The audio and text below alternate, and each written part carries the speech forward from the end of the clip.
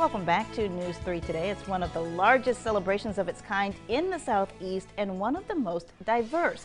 And here's one more reason to get excited. Savannah Pride is marking its 20th year in the Coastal Empire. Next week, a huge festival, or this week, is taking place next week.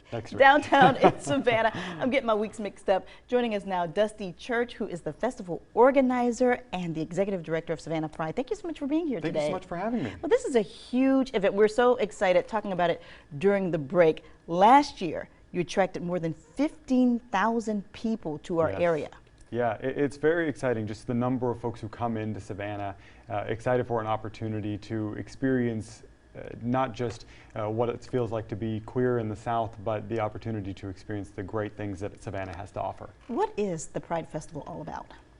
Savannah Pride is really about creating diversity within our community. It's about acting on it, so not just speaking words to it, but really doing the work. So for us, that means we'll have a quiet room so that folks who are somewhere on the autism spectrum have a space to get away from the crowds and all of the overstimulation that sometimes can happen. It's about actively speaking about discrimination in our community, advocating for queer and trans people of color. We have dozens of history panels and installations that we do that help to give faces and histories and stories to folks who have come before us and who have led in this movement, and just the variety and spectrum of our humanity that has gotten us here. It's about being who you are and embracing who you are. Absolutely. Now let's talk about plans for this year's festival, because you literally start the day after the year before it wraps up. Pretty much. We'll sleep in and then we'll go to brunch, and I'm sure we'll start talking about what we're doing next year right away. Yeah, so the planning process is year-round. It takes a lot of time and a lot of energy, and we've got a great group of board members who put an immense amount of their life and energy into it. We're an all-volunteer organization, so this is hundreds and hundreds of hours of volunteer time that is dedicated to nothing more than supporting and uplifting people. 20 years is a long time to be around, but you've seen evolution, a lot of evolution since you first started.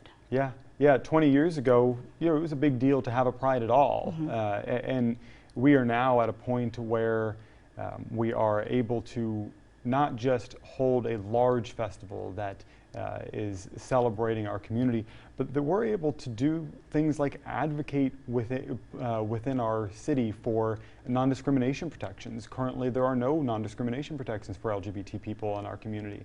You can be fired, you can be denied housing, you can be denied public accommodations for being gay or transgender.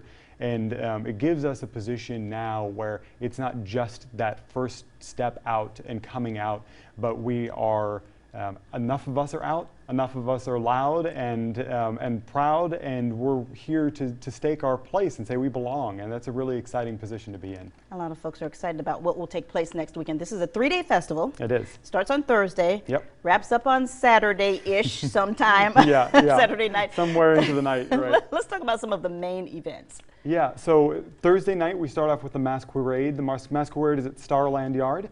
It's an exciting event. There is no cover. We ask a $5 donation to come, but this is an opportunity for us to really center an event around queer and trans people of color. So if you come, plan to learn a lot. So this is an event where we do include the ball culture. We have Jason Rodriguez from Pose coming down to teach some of the workshops. We'll allow people to walk off and pose off in the ball. But we really want to use that pop culture moment that's happening around Dragon Ball culture as an opportunity to educate more broadly about queer people of color. So that's Thursday night.